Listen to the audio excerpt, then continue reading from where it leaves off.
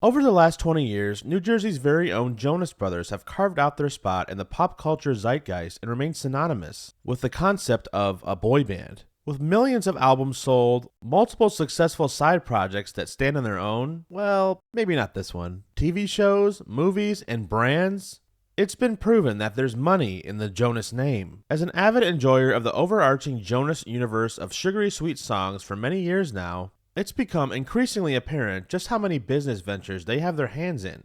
It's gotten to the point where I believe it has taken away from the task they set out to accomplish when they first started, and diluted the group's overall message. This has resulted in a disconnect that is more complicated than meets the eye. I go as far as saying that this boy band, once starting off as a band of brothers, that now, in 2025, exists more as a brand of brothers. Now, before I dive in further here, I understand that every artist's goal is to make money. I also understand that the music industry, especially the one that they were brought up within, is a very predatory and often unforgiving one. The catalyst behind this video is my own personal curiosity in exploring where the disconnect I've felt as a fan of the group is really coming from, in a digestible format as a music and entertainment journalist. But before we get started, I'd like to thank this video's sponsor, the subscribe button, in partnership with the like button. Common Revolt needs your support more than ever. Between Nick Jonas jokingly tweeting at Elon Musk, the response was less than favorable, and the band posting this sloppy AI video to promote their new single just a few weeks ago, it's become increasingly apparent that the Jonas Brothers have lost the plot.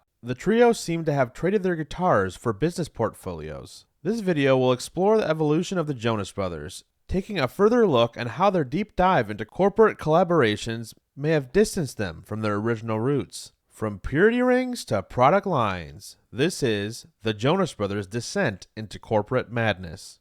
I'm going to start this story by rewinding a little bit. In 2013, the Jonas Brothers broke up, not just as a band, but as an idea. Some may have seen the breakup as sudden, but for the brothers, it had been bubbling under the surface for years. The weight of becoming a brand before being artists has started to take its toll. Their squeaky clean Disney image, cemented by their time on Camp Rock and their own Disney Channel show, had served its purpose, and at the very same time stunted their growth. Nick even said on record in their 2019 documentary, Chasing Happiness, that his biggest regret in the Jonas Brothers' history was the second season of their show, Jonas LA. Season 2 of Jonas was a big regret. We shouldn't have done that. It really stunted our growth, you know? I feel like it was just a bad move. Kevin supported this by saying it was not on brand for us. With the band we were becoming, the songs we were writing, I think it affected the perception of the band, that we were a joke. While the brothers were musicians, they were also actors, content creators, teen heartthrobs, products, on display for the world to see. It was during the band's time away that something remarkable happened. Nick Jonas went solo. His self-titled album in 2014 featuring the songs Jealous and Chains were sultry, sleek, and confident. Calling this an evolution would be an understatement. Joe Jonas formed the band DNCE and released the song Cake by the Ocean, featured on their self-titled album, a neon-fueled party anthem that captured his charisma and showcased his vocal chops in a new light. And Kevin mostly settled into family life. And for the first time, we were getting glimpses of who the band really was outside of the machine. The music started to feel authentic, adult, weird, and even honest. Free from the chains of the Mouse House. And yet, none of us had prepared for what came next. In 2019, the Jonas Brothers got back together. And when they dropped their massive comeback single, Sucker, it was clear something had changed. It wasn't just a comeback, it was a takeover. The song hit #1 and their album Happiness Begins followed, and suddenly the Jonas Brothers weren't just back, they were everywhere again. But the music told a different story. Happiness Begins was a triumph for the band, and was the first new entry in the Jonas story since their reunion. The album was produced by Ryan Tedder, who also had a major hand in co-writing all of the songs alongside the brothers. It was polished, catchy, and radio ready, but a little distant, maybe even a little removed. The 2019 Chasing Happiness documentary that I mentioned before told a more nuanced story. One of sibling tension, hurt feelings, and the weight of expectations. The track Jersey was released as part of the documentary, and it quickly became a fan favorite because it felt real, a peek behind the curtain. Something I also noticed about Happiness Begins is that there are more co-writes on this album than all of their previous albums combined. The personal and lived-in voice of the early Jonas Brothers was fading fast, replaced with a pop formula and glossy melodies designed for mass appeal. And don't get me wrong, I think Happiness Begins is mostly a solid album, but keep in mind the point I'm going to make later. The beginning of the Jonas Brothers brand empire, or at least the version of it that's been more present in the past few years, to me, began when they teamed up with Coors Light to produce a limited edition batch of beer in October of 2019, brewed with the brothers and featuring their faces on the label. It wasn't just a celebrity endorsement, it was immersion, marking the first public sign that they were leaning into branding in a way they hadn't before. And yeah, it's easy to see this as harmless, just three guys having a beer after a show or something, but it certainly was a symbolic departure from their roots. The Disney-backed, family-friendly, purity ring-wearing boy band was now entering the adult beverage space. And yes, it makes sense that they would do this because the Jonas Brothers have grown up, and so have their fans. You can't logically expect them to be tied to the Disney aesthetic for the rest of their lives. However, it was the first time they'd co-opt nostalgia to move product. After their comeback album, Happiness Begins, the band promised a book that never came. What about the book?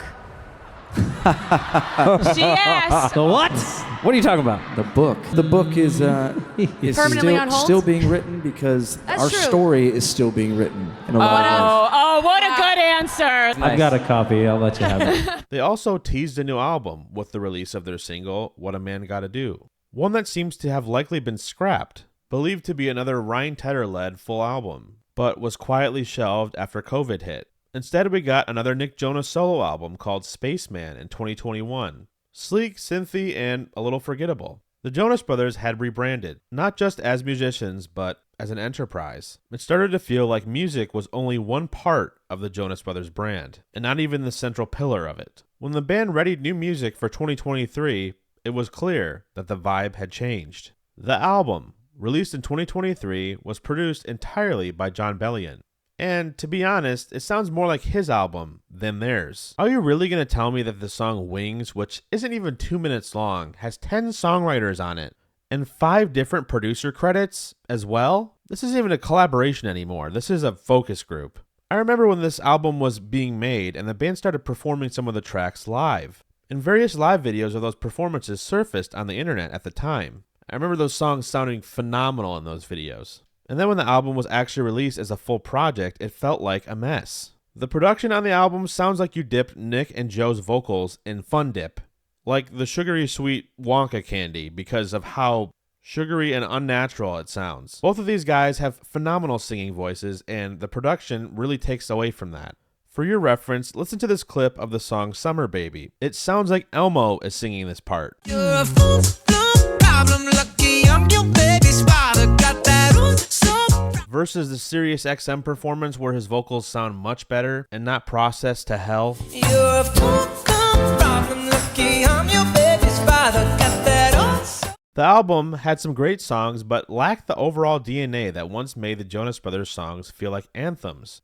And at the very same time, the brothers were growing their business portfolio like seasoned Silicon Valley investors. If you go to their website, they have a page called The Brands, including Rob's Backstage Popcorn, self-described as a snack born backstage with the band, based on a secret recipe that the brothers have enjoyed for years. Rob's Backstage Popcorn is available exclusively at Walmart. Oza, known as a fizzy sangria, co-founded by Joe Jonas. Villa One, an ultra-premium, award-winning handcrafted tequila founded by Nick Jonas and John Varvatos. Ember, a temperature-controlled mugs company, what I imagine is similar to Yeti or Stanley, with Joe and Nick acting as investors. Probably the most well-known brand on here is Olipop, a soda described as super Instagrammable on the band's website. The group helped fund this project alongside Mindy Kaling and Gwyneth Paltrow. Nellie's Southern Kitchen, a series of restaurants dedicated to their grandmother and her recipes, with locations currently in Las Vegas and Belmont, North Carolina. Peels, a CBD company with a defunct website at the current moment. Snack Pass, which functions as some sort of DoorDash alternative for restaurants and consumers, another project that the Jonas Brothers invested in. MindRight, which looks to be some sort of healthy supplements snack company. And Arty, a next-gen mobile gaming platform. And that's only what the band have listed on their website. Each venture in isolation makes sense, but together, it's hard to tell if the Jonas Brothers are a band or a boardroom. They even launched a nostalgia-heavy 5 albums one night tour, covering their entire discography, excluding their debut, It's About Time, the only album that was made before Disney shaped them into bubblegum pop stars. And despite the massive scale, tour sales were a little underwhelming. The European leg was postponed, sparse Australia crowds, the disconnect was getting louder. In 2024 and now 2025, the Joe Bros have become splintered again, but in less interesting ways. Nick is currently on Broadway. Joe's solo album has been repeatedly delayed. Originally planned to be released in October of last year, now scheduled for May of this year. And Jonas Con, which took place in New Jersey at the American Dream Mall, up until it happened, looked like it might be a mess. And while it seemed to go off without a hitch, the band did struggle to find investors leading up to it. The band announced another 20-year tour for 2025, and the ticket sales look a little bit like this. Tickets aren't moving because what they're selling isn't resonating, at least in the way that it used to. Everything they do now feels high stakes, high production, and a little hollow. An exercise in branding, a keynote presentation in musical form. The fans, many of whom grew up with the band, are still here, but the music isn't reflecting their lives anymore. Instead, it's reflecting the band's private jets, tequila tasting, and various startup panels that the brothers now inhabit. And did I mention that the band is releasing a Christmas movie with Disney Plus later this year? And then came Love Me to Heaven, the band's latest single. And for the first time in years, it feels right. It has the heart and soul we've come to expect from the Jonas Brothers. It has a melody that feels lived in, and it sounds like them. The production is great. This is exactly what their last album, The Album, should have sounded like. Maybe, just maybe, Love Me to Heaven is proof that the Jonas Brothers can still find their way back. I'm of the belief that their song Leave Before You Love Me with Marshmello sounds very similar to Last Christmas by Wham. For proof, here's a video of me seeing the band live in 2023 in Detroit.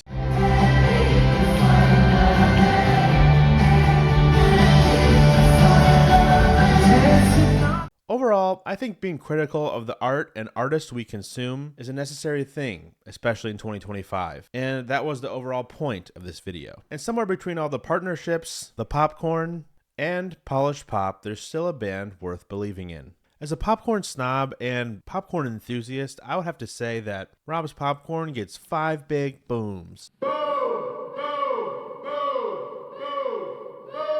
I want to hear from you. What do you think? Do you agree with me or do you feel differently? Let me know in the comments below. As always, thank you for watching. My name is Tyler Common. This is Common Revolt. I love doing this, so if you like what you saw, hit subscribe, hit the like, leave a comment. We'll see you next time.